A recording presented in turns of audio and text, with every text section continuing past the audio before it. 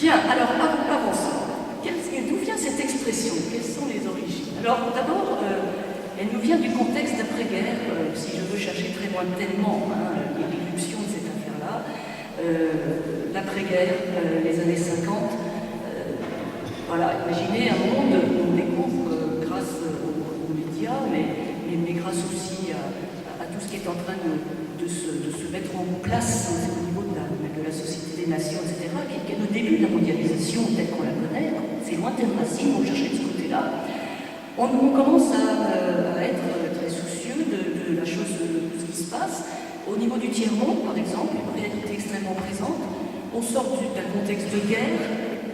La paix, le mot paix va être un mot absolument pivot de ces années-là, et pas seulement le mot, bien sûr, tout ce que ça représente. La paix, comment construire la paix, comment maintenir la paix.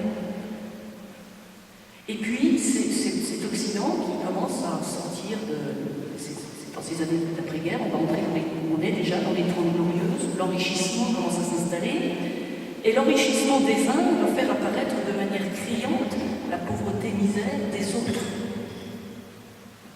On va peu à peu prendre conscience que l'état de misère d'une bonne partie du monde a des causes structurelles. C'est quelque chose qui nous paraît évident à nous, mais ça n'était pas forcément pour les chrétiens, les cathos de l'époque tout de suite. On avait tendance à penser que c'était la responsabilité de chacun qui était engagé dans son état de misère éventuelle. Peut-être un peu la faute à pas de chance, mais ça n'allait peut-être pas beaucoup plus loin. Il a fallu du temps, et il a fallu du temps, je vous en parlerai tout à l'heure en parlant de la façon dont Jean-Paul II lui-même a dû insister pour dire à quel point le péché avait une dimension structurelle. Il y avait des structures de péché, c'est-à-dire des modes d'organisation qui produisaient des choses mauvaises. On va traduire les choses très clairement. Il y a des organisations qui produisent des choses mauvaises. Donc la prise de conscience, elle commence à se faire ici de manière plus transversale que simplement individuelle, comme elle a pu le faire, parce qu'il y avait évidemment, il y a toujours eu des prophètes, on n'a pas attendu les années 50 pour se poser certaines questions, ça restait sporadique. Mais là, c'est quelque chose de beaucoup plus global. L'Église elle-même, l'Église institutionnelle elle-même va se mettre en cause parce que ces cadres, les cadres de l'Église catholique, sa culture, ses institutions, se trouvent de facto du côté des riches, il faut bien le reconnaître. Et cette Église institutionnelle a tendance à s'adresser, en fait, dans les faits, aux classes dites privilégiées. Alors j'ai entendu une anecdote, par exemple, des gens qui sont maintenant âgés, qui étaient d'un milieu très modeste dans les années 50, vous savez, font partie de ces migrants de l'intérieur, partis de leur campagne pour trouver du boulot dans les villes. Sans doute, parmi vous, il y en a qui ont connu cela, c'est d'ailleurs peut-être pour ça qu'ils sont nantais. Et ce couple me racontait que dans les années 50, ils avaient eu un prêche de carême, les débuts de carême, et dans l'église qu'ils fréquentaient, qui était une église de ville, centre-ville, qui était évidemment une église qu'on dirait, on pourrait qualifier de bourgeoise en termes socio-économiques, eh bien, le prêche qui ferait le carême avait donc donné le programme du carême. Le programme du carême qui avait été donné, c'est comment le carême, il faut éviter, enfin, il ne faudrait pas aller au cinéma, aller au restaurant et boire l'apéritif. Et ce couple me dit, mais on est sorti en rigolant parce qu'on s'est rendu compte que nous, on était toute l'année en carême. Et là, vous avez une anecdote qui illustre la manière presque inconsciente que l'Église avait à ce moment-là. C'était assez répandu, alors on trouve bien sûr des exceptions, mais de façon assez répandue. Il va de soi qu'on est entre gens d'une même culture, c'est plutôt une culture privilégiée. À l'époque, l'Amérique latine est en proie aux dictatures. C'est rien de le dire. Presque tous les pays d'Amérique du Sud sont en proie des dictatures. Et en même temps, de façon concomitante, je ne suis pas spécialiste de géopolitique, donc je ne dirais pas qu'il y ait forcément un lien, je laisse ça à des gens plus doués que moi sur cette question. Mais enfin, en même temps, l'appétit des multinationales les font mettre la main sur les richesses de l'Amérique latine, en particulier des terres. Et depuis les États-Unis, encourage à mater tout ce qui peut ressembler à une révolte populaire. Les plus fragiles, les plus pauvres, sont donc les victimes, à la fois d'une injustice galopante qui les pousse dans la misère, et donc avec l'émergence de tous ces bidonvilles, etc., voilà, qu'on connaît, et en même temps victimes d'une oppression sanglante qui les empêche de faire valoir leur point de vue, a fortiori leur droit. À la même époque, en parallèle, de l'autre côté du rideau de fer, sévissent des régimes tout aussi dictatoriaux, alors qu'ils s'auto-légitiment au nom de la défense des victimes du capitalisme en général et nord-américain en particulier. Vous imaginez la situation. Les uns, dictateurs, écrasent les pauvres, les autres, dictateurs, prétendent les défendre. L'Europe est prise entre ces deux-là. Voilà le contexte. Alors qu'est-ce qui va se passer maintenant au niveau de l'histoire de cette notion? Du coup, comment ça va venir? J'ai mis comme premier nom Jean 23. Jean 23, 11 septembre de 1962. Voilà ce qu'il dit, je le cite. L'Église se présente telle qu'elle est et veut être. L'Église de tous et particulièrement des pauvres. L'Église de tous et particulièrement des pauvres. Ça, 1962. Juste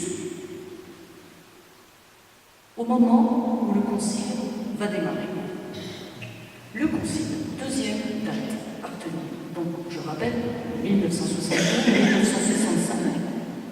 Le concile, comme vous le savez, exprime un prime, relaie, répand le désir d'un changement. Et avant de privilégier les pauvres, avant de privilégier les miséreux, elle va commencer par préconiser de sortir de son cercle de gens entre soi, bien portants, bien riches, bien culturellement bien homogènes, et d'aller à la rencontre de tous. Ça, c'est un des grands mouvements du concile. On va essayer de sortir de son petit monde et on va rencontrer les autres, qui sont très nombreux. Les autres, qui sont très nombreux. Parmi eux, il va y avoir bien sûr les pauvres qui ont déserté l'Église depuis belle lurette. Mais pas seulement les pauvres. Les nouvelles classes moyennes sont aussi concernées. Alors sortir, aller à la rencontre de tous, mais dans un certain esprit. Et là, on voit apparaître cette notion d'esprit de pauvreté. C'est-à-dire un esprit de pauvreté qui va permettre les conditions d'une rencontre. Esprit de pauvreté qui s'oppose à toute image d'oppression, de surplomb, de supériorité, d'arrogance, d'opulence que pouvait dégager l'encadrement de l'Église auparavant, à son corps défendant parfois. Je vous renvoie, ça c'est passionnant, j'ai lu les 2 tomes, moi j'étais complètement scotché, du journal du concile du Père Congar. Parce qu'à plusieurs reprises, il raconte comment les pères conciliaires ne pouvaient plus supporter leurs propres signes de richesse qu'ils avaient sur eux-mêmes, par les vêtements, par les anneaux épiscopaux, etc., leurs chapeaux, et toute espèce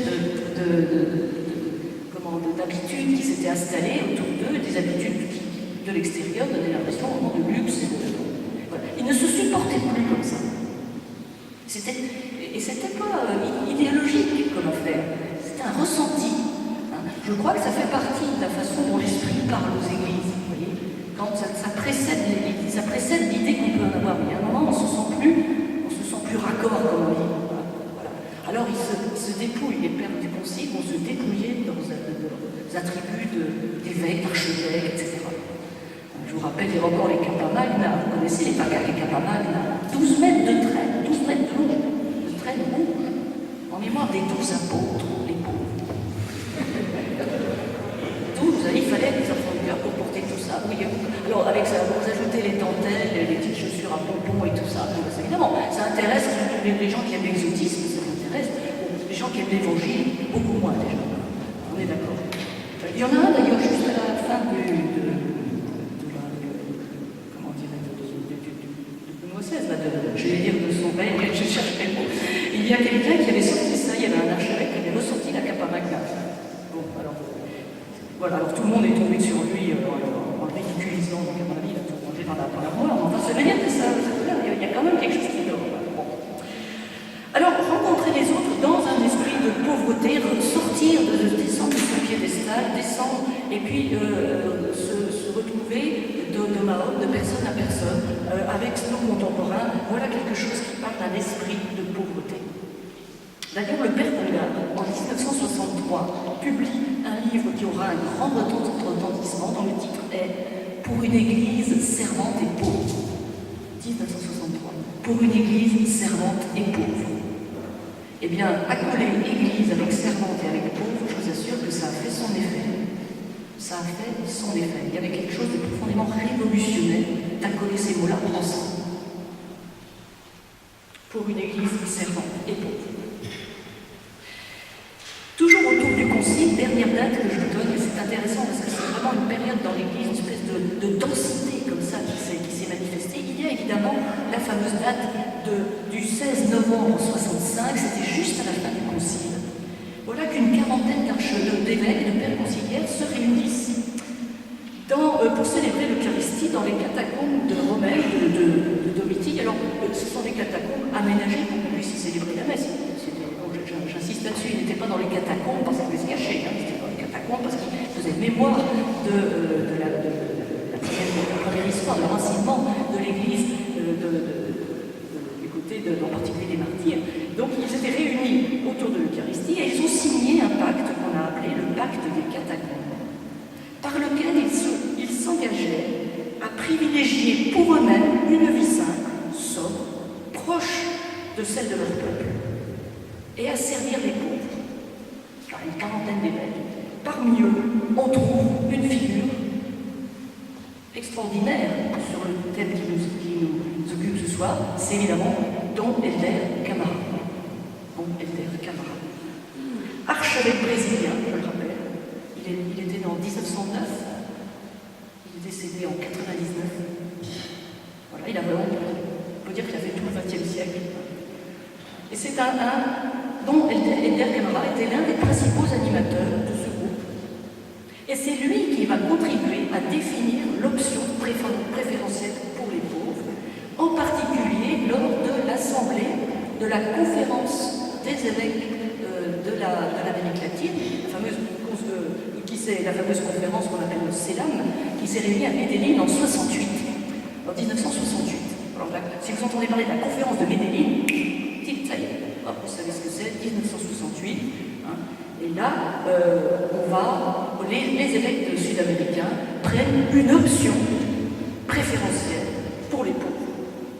Je précise qu'évidemment, ça va déchaîner la colère qui était déjà pas mal montée du côté des intégristes. Ça va complètement la déchaîner à ce moment-là. Les intégristes, les courants intégristes dans l'Église vont avoir une importance assez cruciale sur la réception de cette intuition d'une option préférentielle pour les pauvres, et puis évidemment sa critique.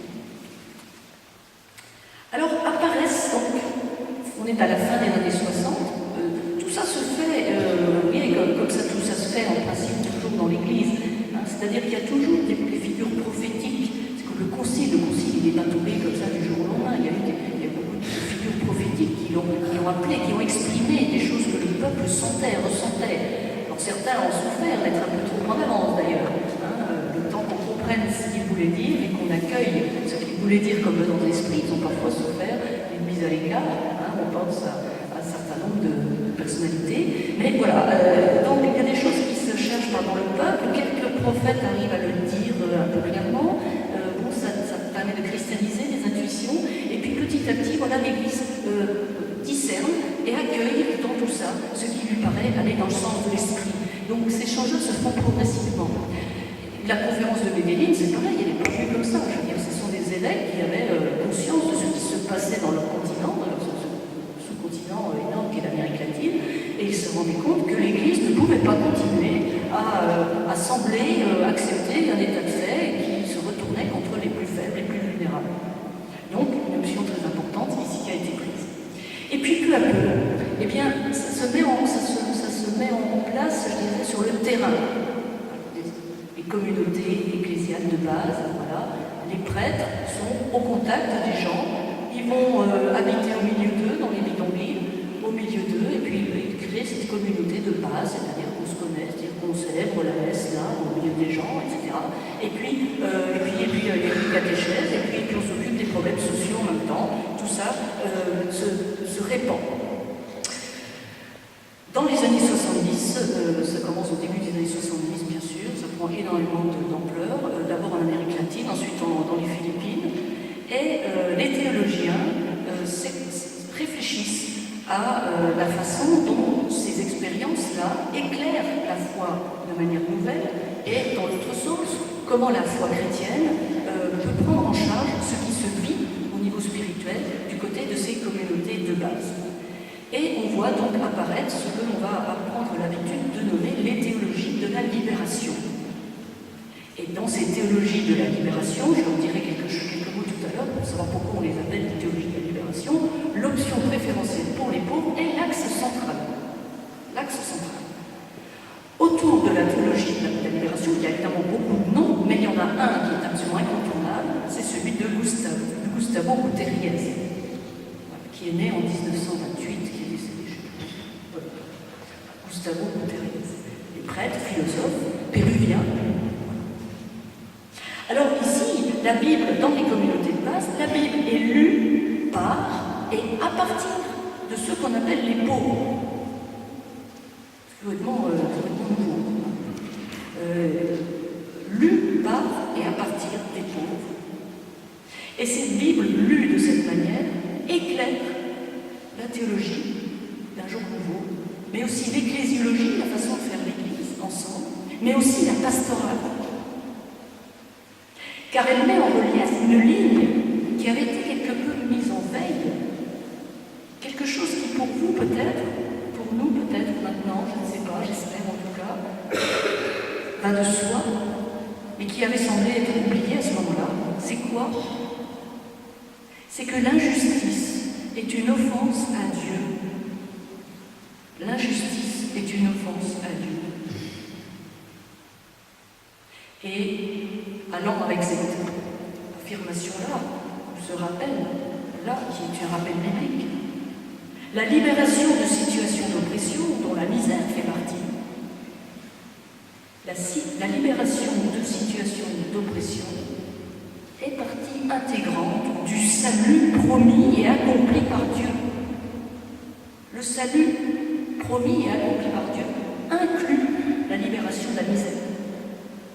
Et donc les serviteurs de Dieu, dont les disciples, et a fortiori tous ceux qui se réclament de l'évangile et de la foi chrétienne, ces serviteurs doivent contribuer activement à la libération de la misère, puisque ça fait partie du salut qu'ils ont à annoncer. Quand je vous dis que la théologie de la libération réinterpelle la pastorale, vous comprenez bien que là on est au cœur du sujet. Quand on annonce le salut au nom du Christ, comment peut-on le faire sans que ça s'accompagne d'une manière d'être au service des autres pour leur permettre de se libérer du joug de la misère et de l'injustice? Ça va? Alors l'appropriation jésuite, j'ai fait un petit éclairage spécifique, j'aurais pu parler des dominicains, des franciscains, tout ça, mais Claude vous appréciera.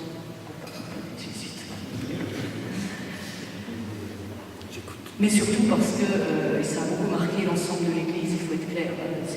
Alors les jésuites ont plein de défauts, mais ils ont une qualité, c'est quand ils ont décidé un truc, la tendance suit, ça suit. Bon, alors là, du côté de la compagnie de Jésus, alors on se souvient d'une chose qui est dans les exercices spirituels, que je vous relis, qui est quand même intéressant, parce qu'on peut passer dessus. Ça se trouve, quand on parle des trois sortes d'humilité.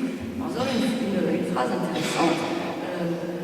Voilà, la troisième sorte d'humilité, c'est vraiment l'humilité parfaite.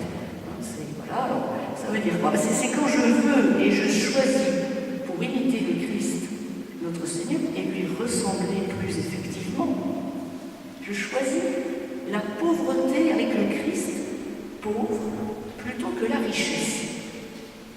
Je choisis la pauvreté avec le Christ pauvre plutôt que la richesse.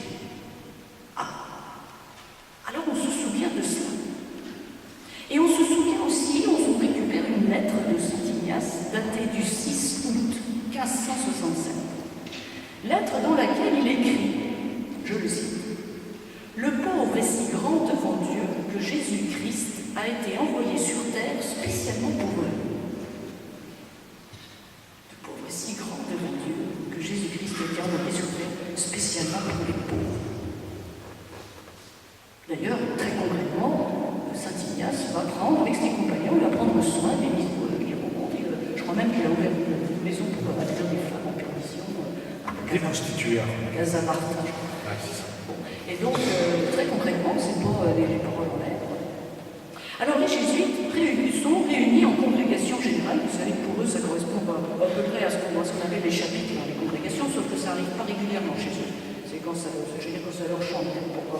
Quand il y a des enjeux importants, quand il y a des questions importantes qui se posent, etc., on sent qu'il y a un moment là, il faut qu'on se réunisse et qu'on réfléchisse, qu'on fasse un discernement. Voilà. Alors, il y en a eu une, alors, qui a été fameuse, qui s'est réunie en fin 74, début 75, et qui est la 32e congrégation générale, et qui va adopter un certain décret 4, qui deviendra fameux.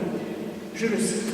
La mission de la Compagnie de Jésus aujourd'hui est le service de la foi dont la promotion de la justice constitue une exigence absolue.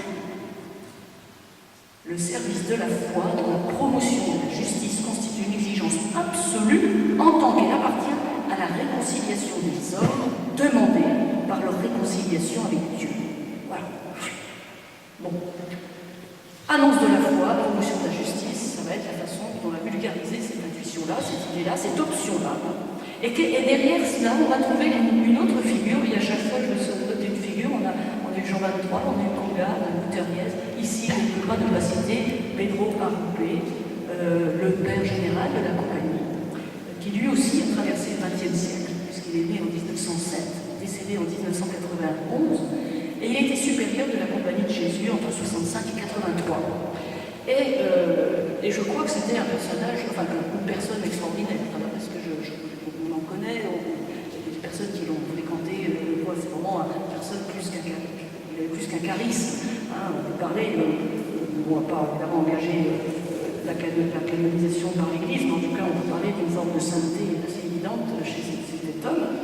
Et ce supérieur général, eh bien de son temps, je dirais, préconisant dans la suite et dans le souffle du concile un retour aux sources. C'est pas par hasard qu'on relit Saint Ignace, qu'on remet au bout du jour les exercices, etc. Le père Arrupe revient à cette affaire fondamentale. On ne peut pas annoncer la foi si on ne se préoccupe pas du sort des pauvres en priorité. Voilà. L'authenticité de l'expérience chrétienne se vérifie par l'amour et le service du prochain. L'amour et le service du prochain. C'est cela qu'il s'agit d'actualiser. En utilisant, et c'est là qu'on voit une différence avec les siècles peut-être qui ont précédé, on va actualiser cela en utilisant les outils d'une analyse critique des systèmes responsables de la justice. Alors, je vais revenir, mais en toile de fond, ça signifie des bouleversements de l'ordre, enfin je dirais, c'est de l'ordre de la c'est psychomental, si j'ose dire. C'est des bouleversements, parce que ça nous oblige à ce moment-là à changer, on dirait aujourd'hui, de logiciel. Parce qu'on sort d'une lecture exclusivement centrée sur la responsabilité, la culpabilité et l'effort individuel, pour une lecture plus large, incluant ce que Jean-Paul II appellera beaucoup plus tard, et ce que je soulignais en entrée, ce que Jean-Paul II plus tard dénoncera comme étant les structures du péché. Passer de l'idée que chacun est responsable de son sort, plus ou moins, à l'idée que non, on peut pour une part être victime de structures qui nous poussent dans des situations invivables, y compris spirituellement. Passer de ce paradigme à cet autre paradigme, c'était absolument pas évident. Il y avait une dimension politique du problème qui devient vraiment centrale et qui est assumée. Et c'est tellement considérable comme changement que je se rends compte, je suis frappé de ça en ce moment, qu'on a peine encore aujourd'hui à le faire nôtre, ce changement de paradigme. Alors il ne s'agit pas de passer, on le verra à la fin, je vous parlerai si j'ai le temps, de passer d'un extrême à l'autre. Tout ne relève pas de la structure du péché. D'ailleurs, Jean-Paul II, Benoît XVI, François lui-même le rappelle, tout ne relève pas de la structure du péché, et tout ne relève pas non plus de la responsabilité au sens culpabilité ici individuelle. Ce n'est pas la faute de chacun qui se trouve dans une situation ingérable. Avec le pape François, on va évidemment aller. Enfin, le pape François est en train d'aller avec le même logiciel, si j'ose dire. Lui, maintenant, il va maintenant fouiller dans la façon dont l'Église se gère elle-même là-dessus. Il va appliquer le même principe à la réforme de l'organisation de l'Église. Vous voyez, c'est intéressant sa façon d'envisager la réforme de la curie. Ce n'est pas une question individuelle, etc. C'est une question, il demande vraiment des audits sur la structure, la façon dont c'est organisé, comment est-ce qu'on peut optimiser, etc. Voilà. C'est quelque chose de tout à fait heureux, je crois, mais enfin pas si évident, pas si habituel, en tout cas dans l'institution. Donc voilà comment les jésuites se sont appropriés cette intuition-là, comment ils la font pour leur propre engagement, pastoral. Ça s'est accompagné, vous vous en souvenez peut-être, dans les années 70-80, on a vu des jésuites laisser tomber, entre guillemets, en tout cas quitter certains lieux dans lesquels ils étaient absolument bien implantés, notamment des écoles, parfois, prestigieuses en général, et sous l'incompréhension de communautés de parents qui ne comprenaient pas comment on pouvait abandonner leur petit chéri pour aller s'installer dans la banlieue et s'occuper d'être prêtre ouvrier ou de s'occuper de justice sociale. Ça n'a pas été simple, je crois, pour la compagnie, toujours partout. C'était des options qui ont été suivies des faits très concrets.